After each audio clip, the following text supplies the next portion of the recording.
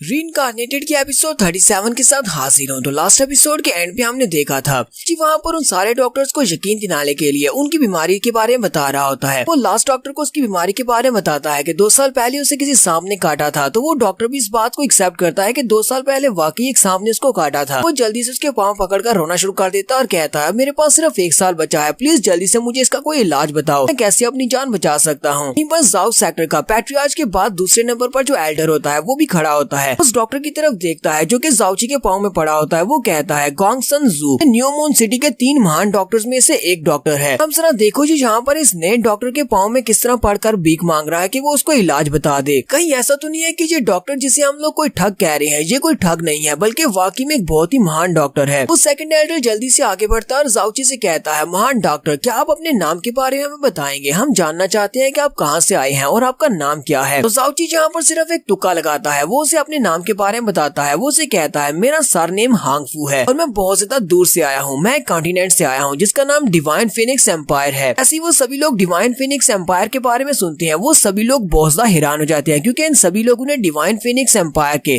के बारे में पहले से सुना होता है। वो लोग कहते हैं कि अगर ये वाकई में डिवाइन फिनिक्स सिटी का डॉक्टर है तो इसका मतलब ये है कि इसका निकनेम एसेंट्रिक गॉड हैंड है। जाओची भी उनकी बातें सुनने के बाद काफी ज्यादा हैरान होता है कि इन सभी को हुआ क्या है, ये सभी लोग मेरी तरफ इस तरह घूर कर क्यों देख रहे हैं। तो वो सभी लोग जाओची की तरफ देखकर ब्लश कर रहे होते हैं और साथ ही उनकी आंखें भी चमक रही होती हैं। ये सभी डॉक्टर डिवाइन फिनिक्स सिटी के वो ही को अपना मास्टर मानते हैं क्योंकि वो 5 बड़े डॉक्टर्स में से एक डॉक्टर है और एक बहुत ही महान डॉक्टर है। जाओची कहता है, मैंने तो सिर्फ इस नाम को ऐसे चुन लिया था, मुझे क्या पता था कि इस तरह का डॉक्टर वाकई में होता है। जाओची अपनी एक्टिंग को जारी रखता है और उनसे कहता है, मैंने तो ऐसा सोचा भी नहीं था कि इस न्यू मून सिटी के लोगों को मेरे नाम के बारे में पता होगा। तो तुम लोग मुझे जानते हो, तुम लोगों ने बिल्कुल ठीक पहचाना है, मैं ही हांगफू ही हूँ। रही बात मेरे निकनेम एसेंट्रिक गॉड हैंड होने की, तो इस बारे में हम लोग फिलहाल बात नहीं करते। वो सभी लोग जल्दी से आगे बढ़ जाते हैं और उसकी तारीफें करते हुए कहते हैं, महान डॉक्टर आप तो वाकई में गॉड हैंड है, हम तो आपको पहचानने में बिल्कुल बेकार रहे। कि हम लोग भी मेडिसिन की प्रैक्टिस करते हैं लेकिन आप जैसा महान डॉक्टर कोई भी नहीं है। सुना है कि आपके पास बहुत सारी डिवाइन टेक्निक्स हैं जिससे आप किसी मुर्दे को भी जिंदा कर सकते हैं, ऐसी ऐसी टेक्निक्स आपको आती हैं। सिर्फ इतना ही नहीं, वो जाओची के लिखे हुए बैनर की भी तारीफ कर रहे होते हैं और कहते हैं, जरा इस बैनर के ऊपर लिखे हुए अल्फाज को तो देखो, ये बिल्कुल एक पोएम की तरह है। किस तरह इन अल्फाज को जोड़ा हुआ है और लास्ट के ऊपर लिखा हुआ है, अगर मैं बीमारी का इलाज नहीं कर पाया तो मैं अपने पीपी को काट दूंगा, क्योंकि किसी भी मर्द के अंदर इतनी हिम्मत नहीं होती कि वो अपने पीपी को काट सके। इस तरह का काम तो एक महान डॉक्टर ही कर सकता है, मास्टर हांगफू ही ऐसा कर सकते हैं। सेकंड एल्डर पैट्रियार्च के पास जाते हैं और कहते हैं कि ये वाकई में वो गॉड हैंड है, हांगफू ही है, तो मतलब ये हमारे जाओ सेक्टर के यंग मास्टर का इलाज कर सकता है। तो पैट्रियार्च से कहता है, आपको बहुत ज्यादा बधाई हो, लगता है कि हीवंस और गॉड्स आपसे बहुत ज्यादा खुश हैं, इसी वजह से उन्होंने इस डॉक्टर को यहाँ पर भेज दिया है। अब हम लोग आपके बेटे की जान बचा सकते हैं, यानी कि अपने यंग मास्टर को बचा सकते हैं। ये डॉक्टर वाकई में एक बहुत ही महान डॉक्टर है, अगर ये वाकई में यहाँ पर आपके बेटे का इलाज करेगा तो हम आपके बेटे को बचा सकते हैं। पैट्रियार्च सेकंड एल्डर से कहते हैं, क्या तुम्हें वाकई में लगता है कि ये वही डॉक्टर है? लेकिन मुझे तो ये किसी भी एंगल से एक महान डॉक्टर नहीं लगता। सेकंड एल्डर से कहते हैं, पैट्रियार्च मैं आपको सीनियर डॉक्टर के बारे में बताता हूँ। हमारे सीनियर डॉक्टर हांगफू डॉक्टर नहीं है बल्कि एक बहुत ज्यादा जीनियस डॉक्टर है। कि मेडिसिन की दुनिया में उन्हें डॉक्टर नहीं बल्कि एक सेंट कहा जाता है। फाउंड स्काई कॉन्टिनेंट के 5 डिवाइन डॉक्टर्स में इनका नाम भी आता है। ये वाकई में बहुत ही महान डॉक्टर है। के बारे में काफी कुछ किस्से कहानियां सुन रखे हैं। बारे में कहा जाता है कि उनकी उम्र सिर्फ 45 साल के करीब दिखाई देती है। उनके बाल और उनकी दाढ़ी वो भी बिल्कुल काली है, बिल्कुल शक्ल से जवान दिखाई देते हैं, लेकिन कहा जाता है कि इनकी उम्र 500 साल से भी ज्यादा है। ऊपर से इन्होंने अपनी कल्टीवेशन को भी आगे नहीं बढ़ाया, ये सिर्फ अपनी एलिमेंट्री ड्राम में है। पैट्रियार्च सेकंड एल्डर की बात सुनने के बाद कहते हैं, हाँ उस महान डॉक्टर के बारे में तो मैंने भी सुना है कि उसका निकनेम एसेंट्रिक गॉड हैंड है। लेकिन क्या होगा अगर ये कोई फेक निकला? ऐसा ना हो कि ये कोई फेक निकले और यहाँ पर हमारे बेटे के साथ कुछ और ही कर जाए। सेकंड एल्डर उसे कहते हैं, अगर ये बंदा दरवाजे से एंटर होने से पहले हमें बता देता इसका नाम मास्टर हांगफू है तो हमें भी इसके ऊपर यकीन नहीं आता, तो हम लोग वाकई में इसे एक ठग कहते। लेकिन अब जबकि इसने यहाँ पर 2 महान डॉक्टर जो कि हमारे न्यू मून सिटी के डॉक्टर्स हैं की बीमारियों के बारे में बताया है जिसके बारे में उन्हें खुद भी नहीं पता था, उसके बाद इसने अपने नाम के बारे में बताया, तो इसका मतलब हम इसके ऊपर भरोसा कर सकते हैं। लेकिन अगर आप फिर भी इसके बारे में जांच पड़ताल करवाना चाहते हैं तो मुझे लगता है कि हमें यहाँ से किसी को ब्लैक मून गिल्ड में भेजना चाहिए जो कि वहाँ से इन्फॉर्मेशन लेकर आ सके। लेकिन डिवाइन फिनिक्स एम्पायर से इन्फॉर्मेशन निकलवाना काफी ज्यादा मुश्किल है, हमारा बहुत ज्यादा पैसा खर्च हो जाएगा। मुझे लगता है कि अगर ये बंदा वाकई में वो महान डॉक्टर नहीं है फिर भी इसकी स्किल्स काफी ज्यादा अच्छी हैं, डॉक्टर हांगफू की जगह पर हमारे बेटे का इलाज जरूर कर सकता है। तो पैट्रियार्च सेकंड एल्डर से कहते हैं, ये बात तुम्हें भी पता है कि फिनिक्स एम्पायर से इन्फॉर्मेशन मंगवाना कितना ज्यादा महंगा पड़ेगा, ब्लैक मून गिल्ड वाले हमें इन्फॉर्मेशन इतनी सस्ती नहीं देंगे। लेकिन फिर भी यहाँ पर मेरे बेटे की जिंदगी का सवाल है, इसी वजह से मुझे इस इन्फॉर्मेशन को हासिल करना ही है, तुम किसी को वहाँ पर भेज दो ताकि वो इन्फॉर्मेशन लेकर आ सके। फिर साथ ही सेकंड एल्डर उसे कहती है, पैट्रियार्च मैं चाहता हूँ कि आप इस मास्टर के साथ बहुत ही अच्छे से पेश आए। अगर ये वाकई में वही हांगफू मास्टर हैं, मुझे इनके बारे में एक बात पता है, अगर आप इनके साथ इज्जत से पेश नहीं आएंगे, अगर इन्हें आप पसंद नहीं आए तो ये आपके बेटे का इलाज नहीं करेंगे, फिर चाहे आप यहाँ पर इसको कितना ही पैसा क्यों ना दे लें, या फिर आप यहाँ पर इसकी गर्दन के ऊपर चाकू ही क्यों ना रखकर इसको धमकाएं, तब भी ये आपके बेटे का इलाज नहीं करेंगे। अगर इन्हें आप बहुत ज्यादा पसंद आए तो ये आपके बेटे का इलाज बिल्कुल मुफ्त में कर देंगे और पैसे भी नहीं लेंगे। यहाँ पर इस बात को इस तरह समझे कि आपके बेटे की जिंदगी इस वक्त इस डॉक्टर के हाथ में है। पैट्रियार्च भी सेकंड एल्डर की बात सुनने के बाद सोच रहे होते हैं, इसने बिल्कुल ठीक कहा, मुझे ये बंदे के ऊपर शक है, फिर भी मुझे लगता है कि ये बंदा मेरे बेटे की जान बचा सकता है, तो मैं इसके सामने अपना सर झुकाने को भी तैयार हूँ। पैट्रियार्च जल्दी से आगे बढ़ती हैं और जाओची से कहती हैं, सीनियर डॉक्टर मुझे लगता है कि आप मेरे बेटे की जान बचा सकते हैं, प्लीज मेरे बेटे की जान बचा ले, मेरे पास सिर्फ एक ही बेटा है, अगर आप मेरे बेटे की जान बचाने के लिए उसका ट्रीटमेंट स्टार्ट करेंगे तो मैं इसके बदले में आपको कुछ भी देने को तैयार हूँ, अगर आप चाहें तो मैं आपके लिए घोड़ा या गधा भी बनने को तैयार हूँ। जाओची उसकी बात सुनने के फौरन बाद ही उसे यहाँ पर मेडिसिन के बारे में बताना शुरू करता है। वो उसे काफी सारी जड़ी बूटियों के नाम बताता है, ये काफी लंबी लिस्ट है। जाओची उसे सारी जड़ी बूटियों के नाम बताने के बाद उसे कहता है, ये सारी की सारी जड़ी बूटियां जल्दी से मेरे लिए ले आओ, और एक और बात, जब मैं मेडिसिन रिफाइन कर रहा होता हूँ तब मैं नहीं चाहता कि कोई और मुझे आकर डिस्टर्ब करे, लोग मुझसे जितना ज्यादा दूर रह सकते हो उतना दूर रहना। पैट्रियार्च उसे कहता है ठीक है, और वो उसके लिए मेडिसिन ले आते हैं। फिर पैट्रियार्च बाहर खड़े इंतजार कर रहे होते हैं कि वो अंदर मेडिसिन का इस्तेमाल कर रहे हैं, वहाँ पर लू चेंग को दवाई दे रहे हैं। पैट्रियार्च बाहर खड़े इंतजार कर रहे होते हैं और हमें बताते हैं कि 2 घंटे से वो डॉक्टर अंदर है और मेरे बेटे को मेडिसिन दे रहा है, पता नहीं अब तक मेरे बेटे को उसने किस तरह से ट्रीट किया होगा। यही बस जाओ जीहाई को भी दिखाते हैं, वो भागता हुआ सेक्टर लीडर के पास आता है और उसे कहता है, पैट्रियार्च मैं वापस आ गया हूँ, मुझे जिस काम से आपने भेजा था मैं वो करके आ गया, मैं अभी सारी इन्फॉर्मेशन खरीद कर लाया हूँ। पैट्रियार्च जल्दी से उसके मुंह पर हाथ रखते हैं और कहते हैं, अपनी आवाज को थोड़ा कम करो, वो डॉक्टर अभी अंदर है, वो कहीं तुम्हारी आवाज ना सुन ले। उसे उठाकर साइड पर ले जाती है और कहते हैं, चलो आप बताओ कि तुम्हें क्या पता चला। जाओ जीहाई उसे कहता है, मैं ब्लैक मून मर्चेंट गिल्ड में गया था, उन्होंने एक बहुत ही स्पेशल टलिस्मन जिसको 10,000 माइल टलिस्मन कहा जाता है, उसको यूज करते हुए डिवाइन फीनिक्स सिटी में अपनी ब्लैक मून गिल्ड ब्रांच से बात की थी। वहाँ से इन्होंने डॉक्टर हांगफू के बारे में इन्फॉर्मेशन निकलवाई। डिवाइन फीनिक्स सिटी वालों के मुताबिक डॉक्टर हांगफू पिछले 1 साल से गायब है, उन्हें किसी ने भी नहीं देखा, ताकि कि वो किसी एडवेंचर पर निकले हुए हैं या फिर आसपास के कंट्रीज में कहीं पर घूम फिर रहे होंगे और किसी को उनके बारे में नहीं पता। इसका मतलब ये है कि न्यू मून सिटी में जो बंदा है ये डिवाइन डॉक्टर हो सकता है। मुझे तो लगता है कि यही डॉक्टर हांगफू है। पैट्रियार्च कहते हैं, तो इसका मतलब ये है कि अब मेरे बेटे की जान बच जाएगी, वो दोबारा से ठीक हो जाएगा। वो दोनों ही वापस आते हैं। जाओची रूम से बाहर निकल रहा था, वो उसे कहते हैं, डॉक्टर मेरे बेटे के बारे में बताओ, उसकी हालत कैसी है। जाओची उनसे कहता है, तुम्हारा बेटा बिल्कुल ठीक है, सिर्फ 5 मिनट में उसको होश आ जाएगी, तुम जाकर खुद ही उससे पूछ सकते हो, लेकिन मैं तुम्हें यहाँ पर कुछ वार्निंग्स दे देता हूँ। उसकी बॉडी अभी बहुत ज्यादा वीक है, इसी वजह से मेरी इंस्ट्रक्शंस के बिना तुम लोग उसे कुछ भी खाने पीने को नहीं दोगे। फिर मुझे कुछ देर के लिए रेस्ट करने के लिए जाना है, रेस्ट करने के बाद मैं दोबारा से उसका चेकअप करने के लिए आऊंगा, तुम जाओ जाकर अपने बेटे से मिल लो। पैट्रियार्च भागते हुए अपने बेटे के पास जाते हैं तो उनका बेटा होश में आ जाता है और उठकर बैठ जाता है। वो अपने बेटे से पूछते हैं, बेटे अब तुम्हें कैसा लग रहा है। लू चेंग अपने डैड से कहता है, डैड मुझे अपने बाएं बाजू में बहुत ज्यादा दर्द महसूस हो रहा है। उसके डैड की बात सुनते हैं, वो एक जोरदार चीख मारते हैं और कहते हैं, क्या वाकई में तुम्हें अपने बाएं बाजू में दर्द महसूस हो रहा है? इसका मतलब तो ये है कि तुम्हारी बॉडी के अंदर जो मेरिडियंस हैं वो दोबारा से रिपेयर हो चुकी हैं। तो पहले तो तुम्हारा पूरे का पूरा बाजू पैरालाइज हो चुका था और तुम्हें बिल्कुल भी दर्द महसूस नहीं हो रहा था। सेकंड एल्डर भी जल्दी से आगे बढ़ता है और उसका हाथ पकड़कर कहता है, वो डॉक्टर तो वाकई में बहुत ज्यादा महान है, उसने सिर्फ एक ही बार के एग्जामिनेशन के बाद तुम्हारे बाजू को थोड़ा बहुत ठीक कर दिया है। मुझे लगता है कि वो तुम्हें दोबारा से बिल्कुल ठीक कर देगा। उसके बाजू को चेक करने के बाद कहता है, इसके बाजू के अंदर जो मेरिडियंस है उनको दोबारा से जोड़ दिया गया है और उसकी हड्डियों को भी दोबारा से कनेक्ट कर दिया गया है और इसकी बॉडी के ऊपर जितनी मेरिडियन पॉइंट्स हैं वो सभी की सभी भी दोबारा से रीलाइव लग रही हैं। लू चेंग भी उनसे पूछता है, आप लोग यहाँ पर किस महान डॉक्टर के बारे में बात कर रहे हैं? डैड उसे बताते हैं, तो यहाँ पर एक सीनियर डॉक्टर जिसका नाम डॉक्टर हांगफू है, डिवाइन फीनिक्स सिटी से यहाँ पर आया है, उसने तुम्हारा इलाज किया, हम उसके बारे में बात कर रहे हैं। डैड जाओ लू चेंग से कहते हैं, जब तुम उस डॉक्टर से मिलोगे तो मैं चाहता हूँ कि तुम उसके सामने बहुत ही रिस्पेक्टफुली पेश आना, क्योंकि उसने तुम्हारी जान बचाई है। मैं चाहता हूँ कि तुम अपने सेक्टर के